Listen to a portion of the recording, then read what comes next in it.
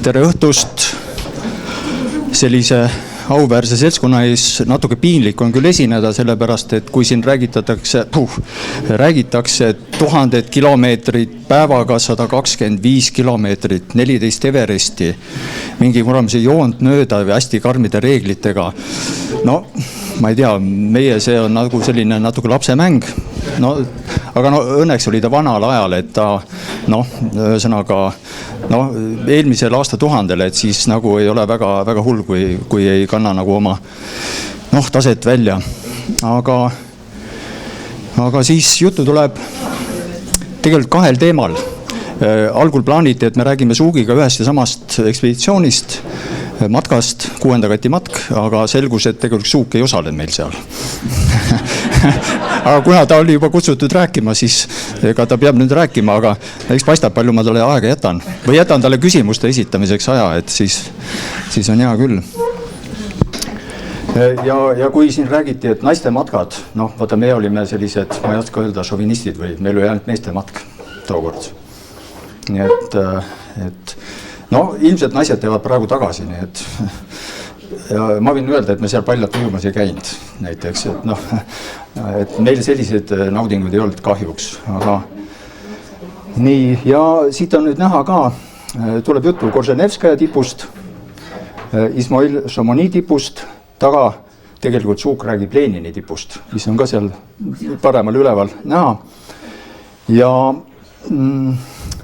kui me seda sinna minekut mõtlesime, siis mõtlesime, et tõesti, kui siin praegu räägitakse 1000 kilomeetrid, et meil mingi Korženevskaja ja Šamoniid, endine kommunism, minna mingi 100 kilomeetriga, see on nagu, et see on ikka väga lahja, siis mõtlesime, et ikka teeme matka ette ka. Nii et me võtsime ikkagi plaani siis, et teeme matka, kus ta liikus, siit. Nii, ja see on siis tolleaegne parim matkakaart, mis tolle ajal saada oli. Ja ma näitan, kus siin on Korženevskaja siin üleval, kuskil ta siin. Jah, see on kommunism. 13 kilomeetrit on neil vahet, nii et see kaardileht on pinnalt umbes 30 korda 40 kilomeetrit on see ala. Ja kui siin nüüd mõned mõtlevad, et paneme sirgjoones nii edasi, me olime natuke kehvaks ja mõtlesime, et lähme, kus on mugavam ja lihtsam ja siis tulime sealt ülevalt Belgandoo kuru kaudu sisse, käisime siin Šinnipinni ja Sugrani liustiku piires, tegime oma matka nii-öelda ära, kestis, palju ta meil oli, 17 päeva, hästi vähe, siin võrres, mis siin kuude kaupa käivad. Ja siis jalutasime Piki Fordambeki edasi, siit üles ja siis siia piirkonda, kus siis nüüd tavaliselt praeguse alpinistid ja kõik käivad, kes viiakse küll helikopteriga kohale, aga me mõtlesime, et me lähme jalgsi. Et on nagu matkajad ka, kes ei tea, nõukaajal oli niimoodi, olid matkajad ja olid alpinistid, sinikraad ja valgekraad. Ega nad väga hästi läbi ei saanud, õõrusid kogu aeg ja et see matkaja käib ja teid nimetati matrassikud. Nimetati joobani turist ja igasuguse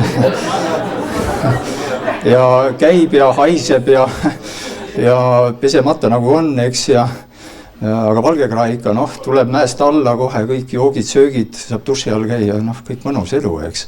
Ei olnud nagu võrrelda, aga siis oligi aeg, et see Nõukaliit hakkas natuke murenema ja aastal 89 siis paar aastat ennem, ta ikka juba murenes nii palju, et Tõivo, kes oli meil nagu selle ekspeditsiooni juht ja hing, Tõivo Sarmet, võttis plaani, et aga mis, matkaid muidu lubati 5000 peale ja tippu ei tohtinud üldse minna, eks. Tema siis pressis välja, et sai loa minna Hantengrile, kuigi ka tippu ei lubatud, selgus, et piirkonda võib minna, see on seal Hiina piiri ääres, Tianshanis, aga siis ikkagi läksid kohale ja koos Poopu Pauliga ja Kolodovi toetusel, see on üks Everesti mees, nõukaaegne, kes oli laagri ülem seal, ütles, kui te siin olete, pange mäkke ka. Ja käisid Hantengri peal ära. Praegu tehti ta 7000-liseks ja siis Tõival oli hammas verel ja siis aasta hiljem ajas uue pundi kokku, mina sattusin ka talle punti ja käisime Lenini tipus. See, millest hakkab Suuk rääkima, kui tal aega jääb. ja see läks meil ilusti, tookord käisime Estonia ja Lenini tipu aastal 90, noh teate ju kõik, mis ajaks juba oli, eks. Aga noh, siis oma selle verel, et noh, peaks ikka kõige ka ära käima. Noh, kui me räägime siin Pamiri matkast ja Ismail Somonist, noh tipu õige nimi oli tollal vot see, eks. Ja ikka peab seal kõigel ka ära käima. Ja no niimoodi me ka plaani võtsime. Et ja noh, eks ma piltide taustal räägin. Öelge mulle, kui ma väga lõhki räägin. Nii, noh, ilus, lihtne matkake, selline ilus, mõne natuke kive on, aga rohtu ja kõike on ja väike kotikene ja seesama kott muuseas ripub seal. Suusakepid.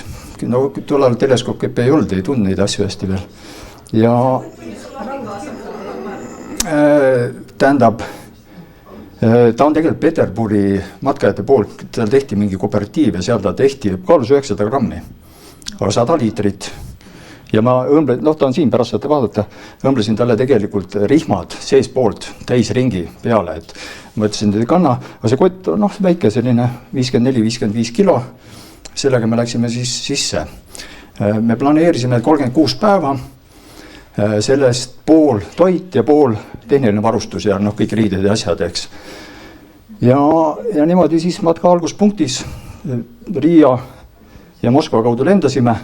Käsipakid, ma mäletan, mul oli käsipakk oli 28 kilo ja põhipakk oli 26 kilo. Piiri peal maksin isegi ülekaalu eest, aga käsipaki võtsin nii palju kui jaksasid. Polnud nagu probleemi. Aga mis oli probleem, võt, üks seljakott on seal veel.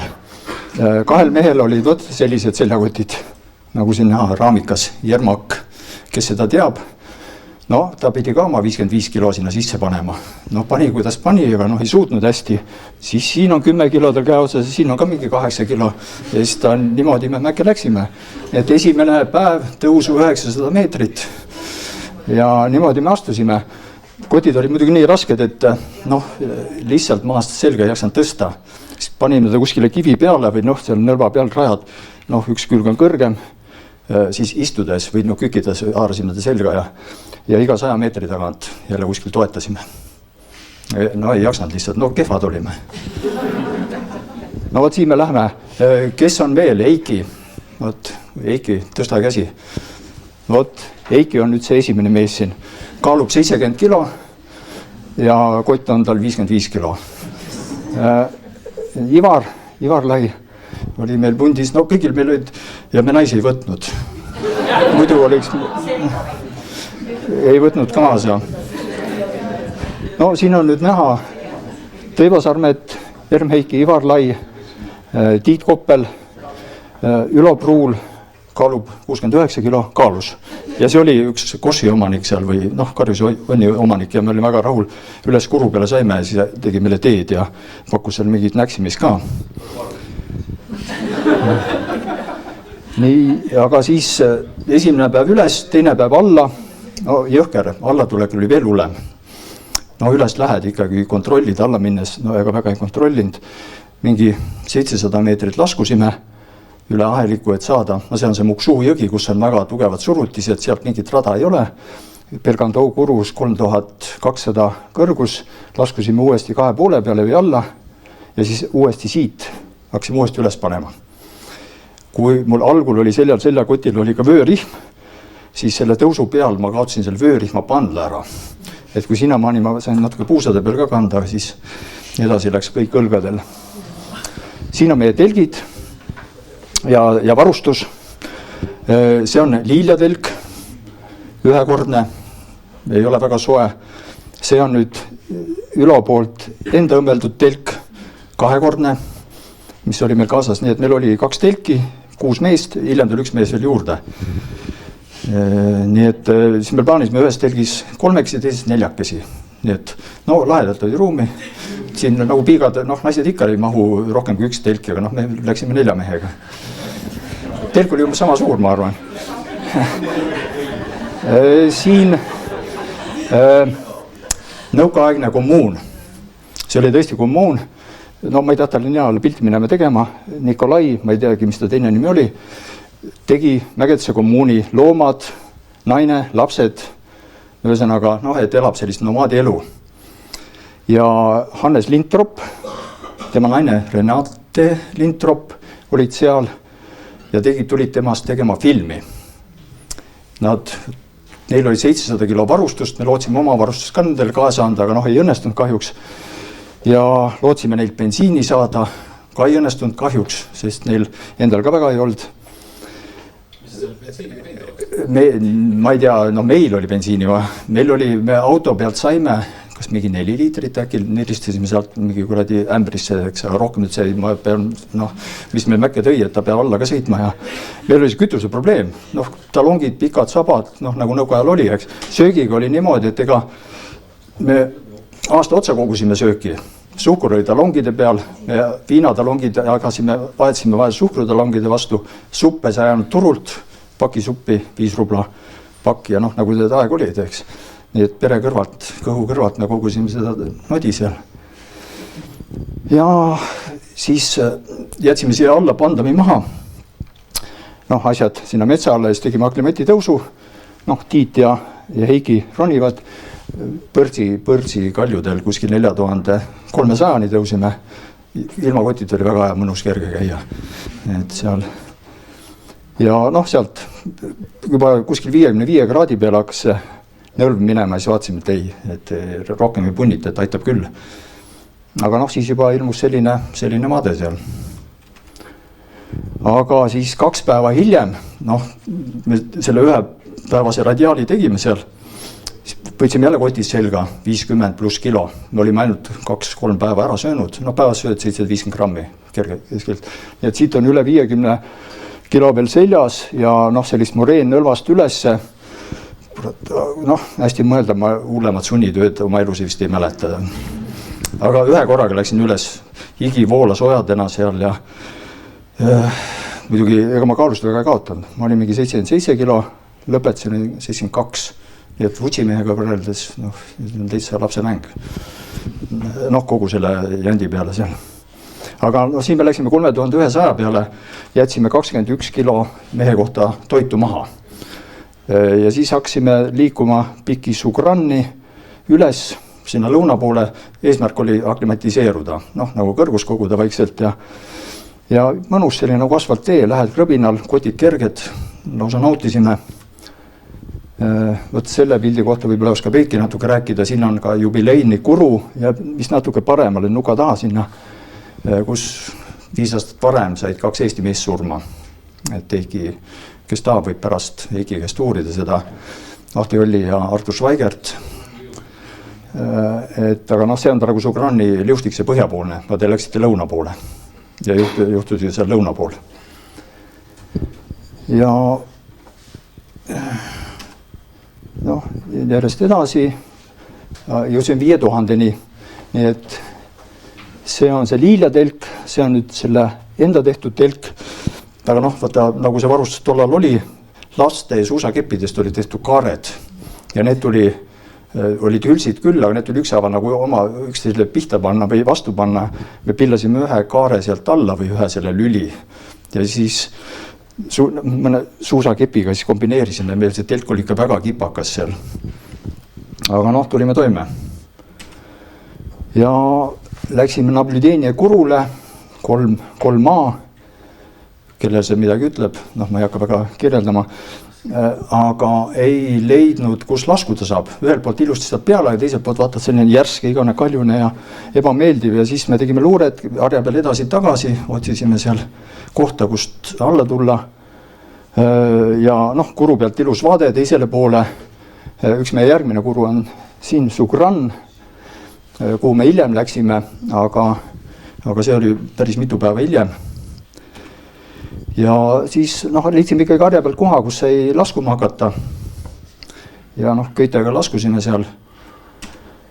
Ja siis selgus, et on selline ilus Bergsund, ülemine serv on umbes 10 meetrit kõrgem kui alumine. Ja siis pidime siis nööridega sealt alla laskuma. Siin keegi kõlgub, parasjagu laskub. Siit nüüd tasapisi jõuad juba kõik alla. Kuskilt sealt me tulime. Ja no kus sa köie paned, eks, ja siis ma Mägimatka koolis õppinud, Kirka katapult on selline asi. Ja elus esimest korda siis ehitasin selle, ma jäin ise viimaseks, siis kui ma alla pudenes oma lollusest, eks. Ja siis pärast tulin alla, siis Tõivo sõimab, mis kurat, sa panid köied nii kinni, et me ei jaksa tõmmates ka need kätte saada. No seal alla tõmbamisega on teine süsteem, eks. Aga no tulid õnneks alla ja keegi kirkadega pihta ka ei saanud õnneks, nii et. Aga 5000 peal esimest korda elus seda teha oli paras selline, ma vaatan äkki, see on sellega näidata, kuru on siin, aga siis me panime üle selle mööda harja kuni siiani, siit kaljud oled laskunud, et siin oli see perskond. Ja siis kuskilt ega ma täpselt ei tea, ühesõnaga siit karres, siit veel 3 tükki tulevad, tulime alla. No see oli siis see 3B. Nii, ja muidugi, kuna me sinna, see on sinnipini liustik, tõlkes tähendab istu ja mõtle järele. Oli ta tõlkes ta nimetus. Ja tuleme siit alla selleks, et see 21 kilo maha jätud toitu kätte saada. Ja ma mõtlesin, et me käisime päevaga ära, pärast vaatasime, käisime 4 päeva selle järgi. Me pidime laskuma kuskil 1,5 kilti ja pärast 1,5 kilti üles, aga selleks meil ikka läks ikka aega. Ühesõnaga sihuke hästi rada, kõik tähistatud, nagu te näete, eks. Kõik hordid liiguvad siin kogu aeg. Ühesõnaga, võt sellisel marsruudil me läksime siis, käid ja turnid ja vaatad, kus saad alla, kus ei saa. Aga kaua võttis meil aega. Ühesõnaga, pehmed olime ikka, jah. Ja kui siis jälle mitu päeva hiljem ülesse saime, tegime jälle pandami, vaatasime, et meile käime 1,5 päevaga alla ära, muidugi me, et toidu järgi, et jätame kõik toidu üles, mis meil oli, selgus, et hullud elukad elavad seal, linnud. Me ei pand korralikult kivide alla, me mitmest kilost juustust, halvaast, mingitest kuivainetest jäime ilma. Aga muidugi jälle hea meel, et kott oli selle võrra kergem, eks. Aga võt, see nüüd on kõige. Ja seal esiplaanil, ma ei tea, siin on päris paljud, kes on Pamiris käinud, tõstke keskilt, kes on käinud selle piirkonnas. Ikka 5-6 inimest on käinud. Pamiri Firni platoo on väga selline huvitav looduslik fenomen, et ta on nagu üks klots, on tõstetud 2 kilti muude mägede vahelt kõrgemale. Ja ta on mingi 2-3 kilti lai ja 2 kilti kõrge. Ja võt selle platoo ääres siis on see kõige seal. Ja siin me oleme sinnipini liustikul, mis on 3B kategooria mõttes. Ivar Lai, Tõivo, siis mina istun ja Heiki. Ja see kommunism jääb seal natukene pilve taha. Aga riietus on meil väga ilus, nagu näete, hästi vastupidav ja tugev ja sealt on näha ka mul mõned asjad. Need on kerged pahillid ja siis olid soojad pahillid veel eraldi. Ja see on nüüd kõrguselt teine Korženeva kui Korženevskaja tipp. Ja siin me oleme nüüd juba Sapaki kuru peal, teise kuru peal. Aga see sinnipinni oli küll 3B, aga mitte selle poolt, kus meie tõusime, me tulime sealt alla tagasi. Aga Sapak oli ka selline huvitav kuru, pidime tegema traversi mingi ligi, kas isegi 150 meetrit tõusma, et hakata laskuma. Ja siin me teeme traversit. Ja see on nüüd vaade siis selle sinnipinni kurule, mis on tegelikult tundvalt madalam iseenesest. Taga on üks selline huvitav tipp, mille nimi on Moskva, 6700. Ja siin on veel nüüd sinnipinni või see Sapaki kurul ja Korženevskaja paistab siis taga. Ja see kuru koht oli küll siin, aga et alla tulla, me liikusime ikkagi väga pikalt piki seda harja paremale.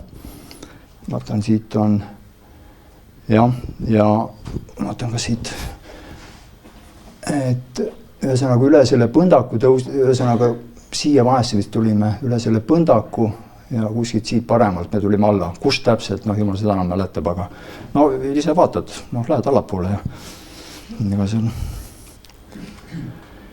ja see on Fortambeki liustik ja kõige jälle paistab seal taga. Et piki seda panime ka vist peaaegu 1,5 päeva või. Oli ka selline väga ilus, mõnus selline rada tähistatud igatepidi. Ühesõnaga, see on täpselt selline jää peal on lahtine rusu, kus sa läbi saad oma asi, kas saad läbi, ei saa, noh seal ei käi praktiliselt mitte keegi. Ja. Vot, siin oleks, ei taibanud tookord, oleks võinud ka nagu nägid ära teha. Kuidas paljasti meeste kohta öeldakse? Adam ülegi. Ja. Nii, vot, näed, siin on meil Suuk, kes ei tulnud meie punti. Aga Suuk on juba tähtis tegelane. Suuk oli juba Korženeva ja kommunismi ära käinud ja Suuk on praegu seljaga Korženeva poole ja näoga kommunismi poole ja räägib Ivarile tähtsa näoga, kuidas tuleb kommunismile minna.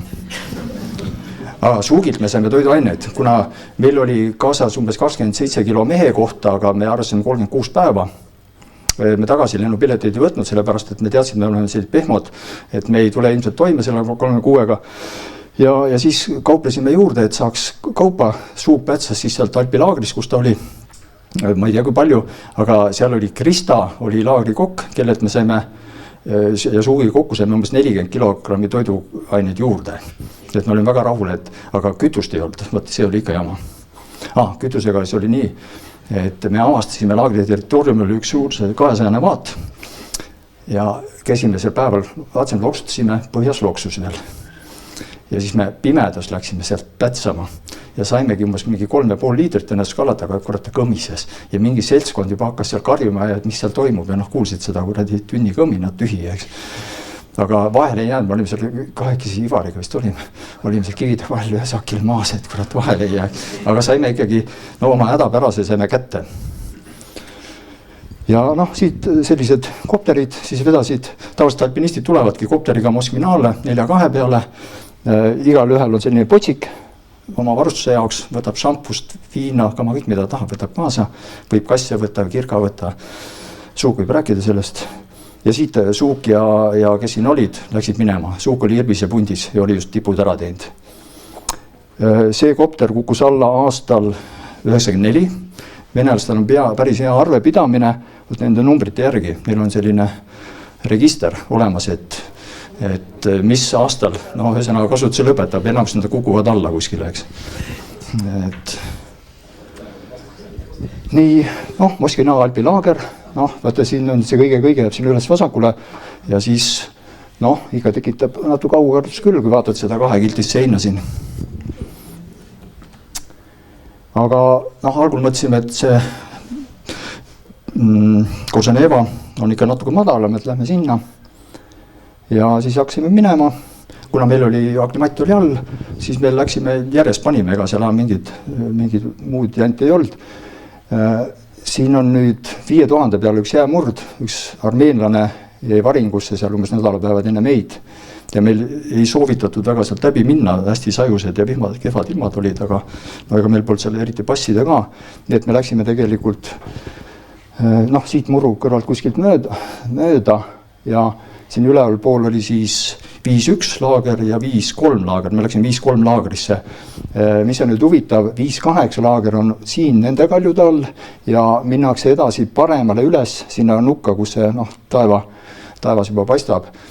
Nüüd viimasel ajal vist käiakse natuke teist rada, aga mis oli põhjus oli, et see 5-8, kuna seina pealt kivid varisevad, siis seal oli negatiivne, et seal nad kukkusid üle telkide.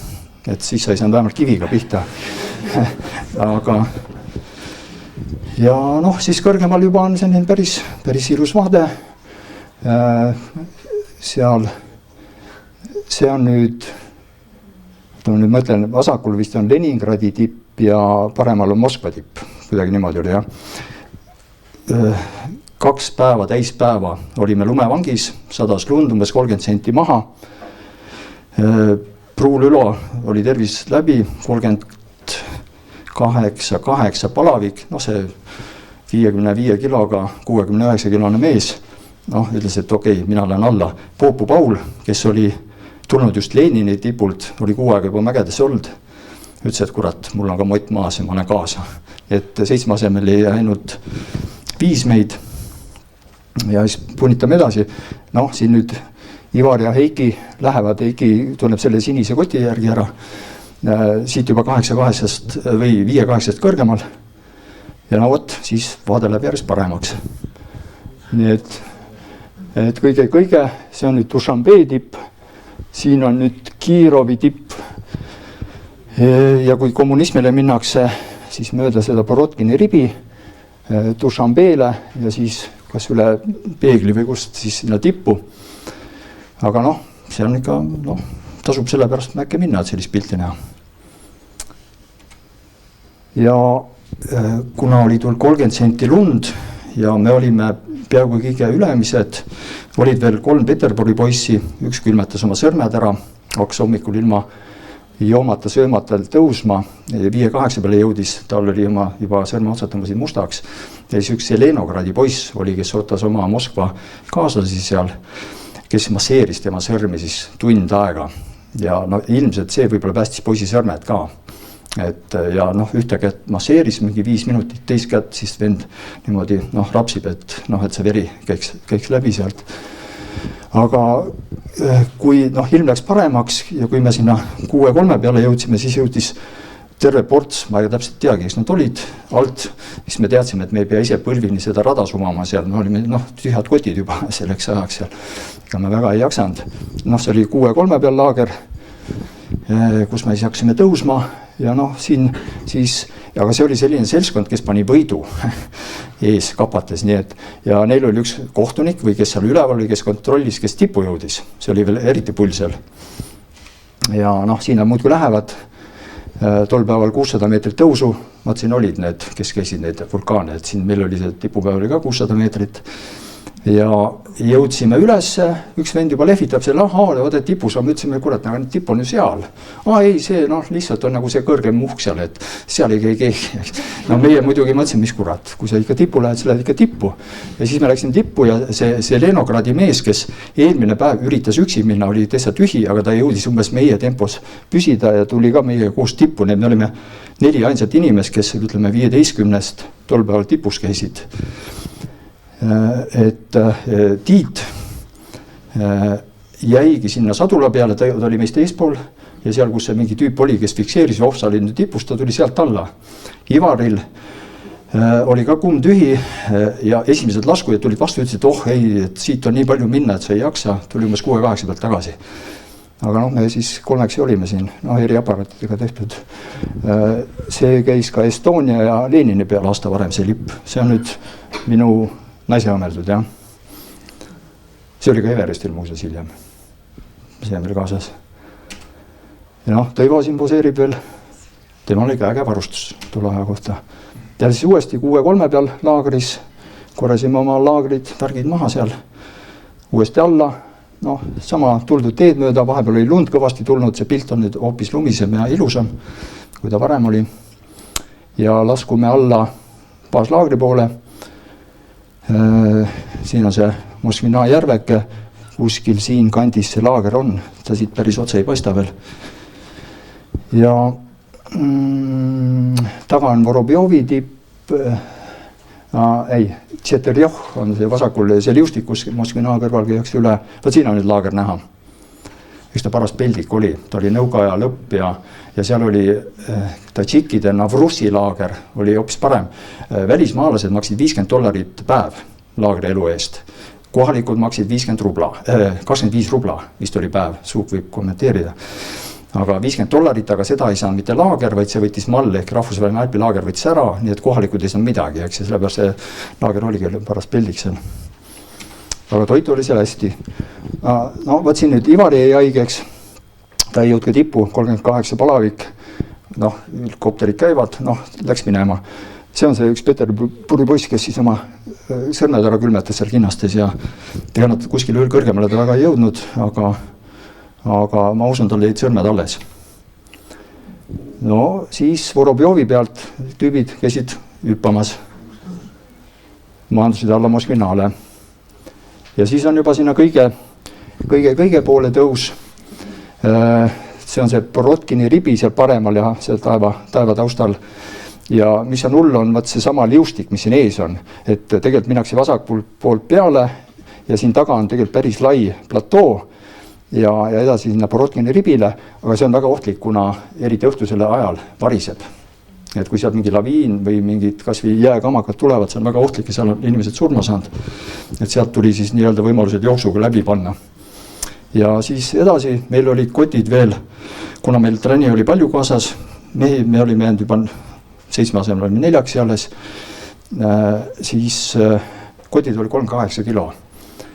Et ja me olime nii pehmed, et kui muidu minnakse 1,5 päevaga üles, me läksime 2,5 päeva. Ja siin me astume nüüd üles mäge, ta on võrdlemisi järsk, keskmine kalle võib ongi 40-45 kogu aeg, mõned kohad seal 55. Ja Tõivo jõuab siin kuskil üles, laager 5750 peal. Poseerin siin, mõnus selline puhkematk. Korseneva on taustal. Siit on nüüd näha, see on nüüd see kaljualune koht ja siia harja peale tuleks välja, 6-3 laager on kuskil siin vist, sealt minnakse mööda harja tippu. Sedasi vist oli, jah. Ja ikka seda ribi jätkub. Kiirovi tipuni või nimetati rindade vahele tõusti. See süüa tegime, kui õnnestud tegime väljas, kui õnnestud tegime telgis sees. Aga siia me võtsime ainult 1 telgi kaasa. Ja Ülo enda tehtud, me saime Irbise suugikaaslaste käest saime korralikud telgikaared, nii et meie need laste suusakepid me viskasime minema. Aga enda tehtud see sellised juudiplekist keedunõud ja primused või põletid. See ilus vaade. 6000 peal on umbes need pilved. Ja siin on nüüd kõige, kus me siis uhkelt poseerime. Heiki vasakul, Tõivo ja mina. Nii et see on nüüd Kiirovi tipust või selle nõlvalt. Aga sealt tuleb nüüd 250 meetrit laskud alla platoole 6000 peale, mis on väga tüütu. Siis platoo peal, platoo ongi näha, ta on 11 kilti pikk ja kuni 3 kilti lai. Ja meie plaan oli siis tegelikult laskuda lõuna poole edasi, kui me tõusime Moskvina poolt, põhja poolt ja siis meil oli kogu varustus kaasas, et laskume siis teisele poole alla ja tuleme Vansi oru kaudu välja. Tiit jäi haigeks, 38,5 palavik, ütles, et temal on Korseneva tehtud, aitab küll, läheb alla ja läkski alla. Me jäime siis 1 telgiga 3, siis selgus, et üks, kes ta oli, Slovakk, Marjan, oli üksi, kaaslased olid alt ära hüpanud, liitus meiega, nii et me läksime siis selle enda tehtud telgiga 4 panime ülesse. Okei. See oli esimene küsimus juba, mida sa esitasid. Ja siis me hakkasime platoo pealt tõusma, umbes 6,5 peal. Esimene hüppe kommunismi tipust Moskvinaale, Martõnov, Katrin on temast vist kuskil ka kirjutanud, natukene uurinud lähemalt, aga me olime siis need, kes nägime seda esimest hüpet sealt tõusu pealt. Nüüd 10 minti ja ta maandus all Moskvinaal. Paraplaaniga. Ja seal oli kokku 5 meest oli üleval, 2 meest, kes tahtsid hüpata ja 3 tükki, kes neid püüdsid. Kui ta hoogu sisse ei saanud, seda pidi sealt kinni püüdma, ta lendab nõlvast alla, eks. Ja siin me nüüd tõuseme edasi, see on nüüd platoo kohal juba, seal, kus see jäämurd on Purevestniku ribi, see on nüüd teine tõusumarsruut, mida nüüd viimasele väga kasutada, taga Moskva tipp. Ja meie plaan oli laskudes tõusta siia Kroška tippu ja laskuda siit alla lõunasse. 2 kilti sellist 55 kraadist nõlva. Ja see on see kõige juba lähedalt. Ja me ei olnud mitte Dušanbe tipus, mis seal tehti nüüd 7 kiltiseks, me arvastasime, et on 6950, aga sealt me tulime tegelikult täitsa kommunismi nõlva alla, Heiki on seal taga, Tõivo on seal all, ma olen siin eespool natukene. Ja siis tuli vastu selline Eversti mees Beršov, kes tõusis platoolt, kes tippus ära, tuli alla tagasi. Et kohtusime, rääkisime natuke juttu. 44-aastane oli tollal. Ja siis meie panime sinna sadula peale telgi ja nii karmides tingimustes mina ei ole ennem ega pärast olnud 4 2x2 telgis, süüa pidime tegema sees, tuuletoru, -30 kraadi.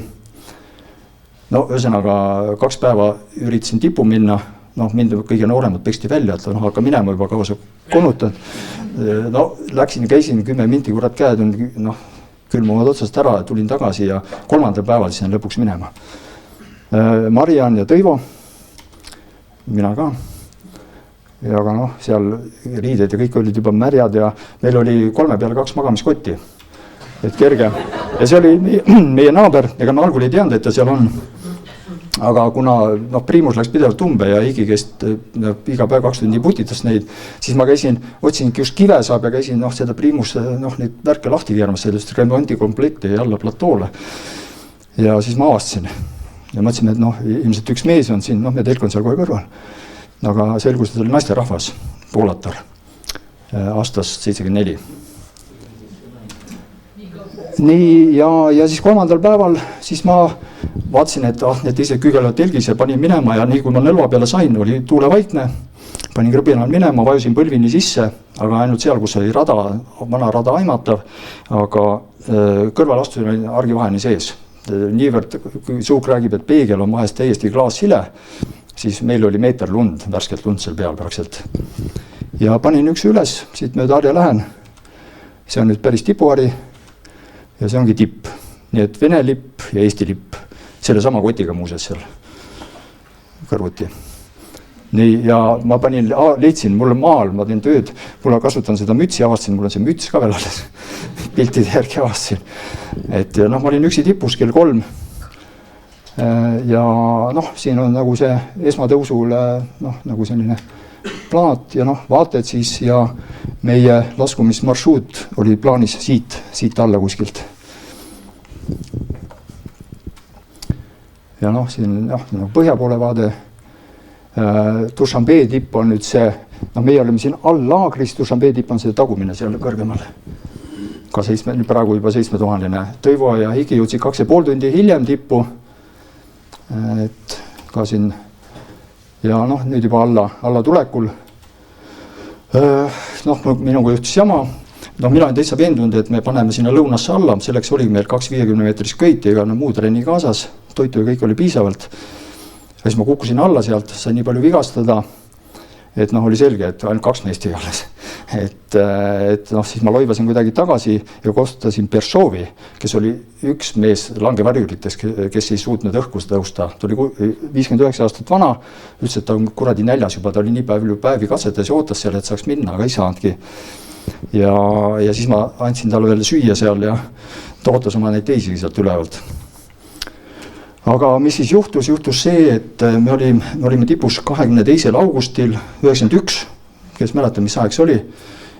Nii et mina olin esimene inimene, kes oli kommunismi tipus, nii-öelda mitte kommunistlikul Venemaal. Ega me ei tea mitte midagi, 25. alla tulles kuulsime alles. Ja see on memoriaal seal. Ja see on nüüd kopteri pealt, nii et viimase kopteriga, kui muidu oli 400 inimest laagrist, siis oli 60, kui me alla saime ja viimase kopteriga saime sealt ära. Selle Fortanbeki liustiga kohal lendame ja noh, ühesõnaga need kehvad olime, me ei suutnud oma plaani täis teha, me tahtsime tulla siit, kus see Kroška on, võt siit ja siit alla, noh umbes 2 kilti ja siis oleks veel nädal aega Pantsi orgu välja tulnud. Nii, aga ma arvan, kõik on, jah. Kas keegi tahab küsida ka midagi, kui on kõik sõnatud ja küsime pärast? Kajo, sina teid pihta? Need olid mõned olid Tõivo omad. Ja, see oli meil kaasas ja seda ma joonistasin muidugi hiljem, aga no ütleme nii, et sul on ju peas kõik, kus sa oled, sul päevakaupa ja noh, päevikut pidasin nagu nii, mul on ka päevik olemas. Et jah, see oli tolleaegne kaart. Ma sain sealt küll ühe aviokaardi, lennukidel tehtud kaardi, aga no see oli, ma ei mäleta, see oli ka mingi Vene punt, kas oli Peterburi omad või noh, jätsid, meil on 2 tükki, seal oli laagris müüdud valgul, aga noh, me olime väga lõpu ajal seal. Ja siis, nii et meil oli jah, 36 päeva oligi ainult läbisime 200 kilti, 6 kilti päevas, noh. Mõtle teise 125-ga, eks. Noh, nagu... Pildid olid tehtud, selle filmi peale, jaa, Smena, mul oli 2 Smenat, ma tegin slaide, tegin mustvalgeid. Ja mul oli, kuna Smena on hea kerge, ta on rusikasuurune, mul oli muidugi seniidid ka, aga ma arvasin, et seniit laguneb ära, et ma parem ise keeran teda ja panin ise filme ja toimis, jah. palju sul neid kaasas oli, see mäletab? Ma arvan, mustvalgeid äkki oli mingi 15 ja slaide 5 või midagi taolist umbes. Ja sest siin on ainult osa on juba väga kehvad ka ja noh, niimoodi, et no ja filme ei teinud tollal üldse. Me tegime filme, aga no vaata siis oli see Krasnojarski, see kaamera, see 8 mm. See kaalus üksi 3 kilo või? No, siis arvestad, kas 3-kilone kaamera või 4 päeva toitu, eks? Nädal aega toitu.